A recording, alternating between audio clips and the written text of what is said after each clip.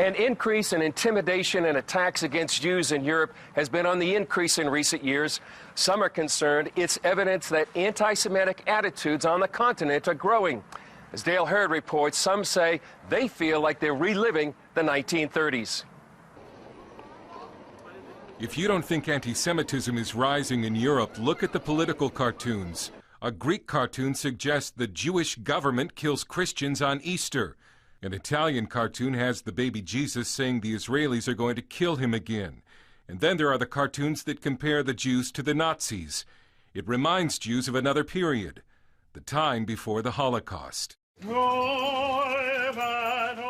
In Europe today, most Jews are at minimum anxious.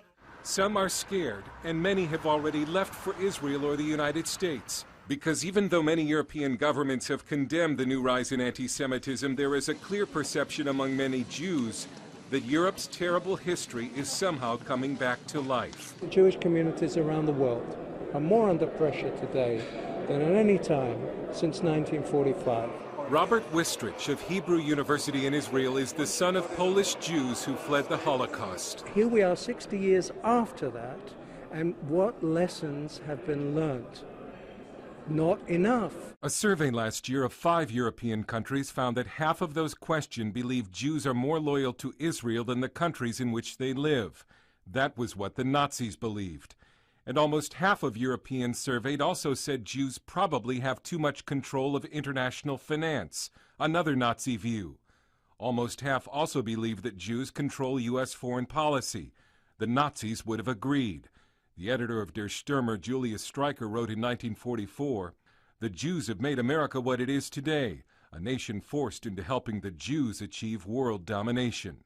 Leading Holocaust expert Manfred Gerstenfeld says the constant demonization of Israel by the European media and the European left has helped create what he calls a new anti-Semitism against the collective Jew in the form of Israel and Zionism. All studies show anti-Zionism and anti-Semitism almost entirely overlap. Now, of course, it is very bad to say that you are against the Jews after the Holocaust.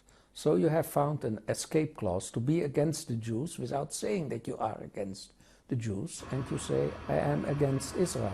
University of Michigan professor Andrei Markovits. Criticizing Israel, certain Israeli policies, is not anti-Semitic. Criticizing Israel, the state, I would view, is also not anti-Semitic. But when you bring in old anti-Semitic tropes to criticize Israel or to depict Israel as a murderer of God, as the blood libel, as showing them as Nazis, that is anti-Semitic. So it's not that it is being criticized that's anti-Semitic, but how it is being criticized which make it anti-Semitic. And Markovits, a self-described progressive or leftist, says hatred of Israel is now a core principle for many on the left. At anti-Israel protests, you'll see radical Muslims and leftists both expressing not just anti-Israel messages, but anti-Semitic messages too. This political cartoon from the London Independent, showing what Jews claimed was an imitation of the ancient blood libel, won Best Political Cartoon Award in Britain. The same cartoon later showed up in a rally by radical Muslims in the Middle East. The terrorists have allies in European society, in the media, in the NGOs, on academia, among left-wing politicians, in the trade unions. Critics say these views are the result of one-sided news coverage in the European news media that shows Israel as evil. Melanie Phillips is a British conservative. It's a demonization based on a radical decontextualization, delegitimization that's been going on. And if you are the averagely ignorant Brit watching your TV and listening to your radio, you believe it. That's your worldview. In France, a court is deciding whether a government TV channel, France 2, showed faked footage of the supposed death of a Palestinian boy, Mohammed al-Doura, in 2000. The French news report made it look like he was killed by Israeli soldiers. But when a judge ordered France 2 to turn over all of its footage, it also showed the boy moving his arms and peering through his fingers after he was supposed to be dead. But Muslim rage at the original France 2 news story led to countless reprisals against Jews around the world. It was even mentioned by terrorists as a reason for the beheading of Daniel Pearl. An EU official says Europe's large Muslim population is responsible for half of all attacks on Jews in Europe. In France, Muslims outnumber Jews 10 to 1. Nidra Poller in Paris says the government and media are afraid of the Muslims. They showed the whole Hezbollah war was shown from the Hezbollah point of view. Israel was the villain, and Hezbollah were the innocents who were suffering. So all of the Muslims in France got another dose of Jew hatred. And during the 2006 Israeli-Hezbollah war, anti-Semitic violence in Europe surged.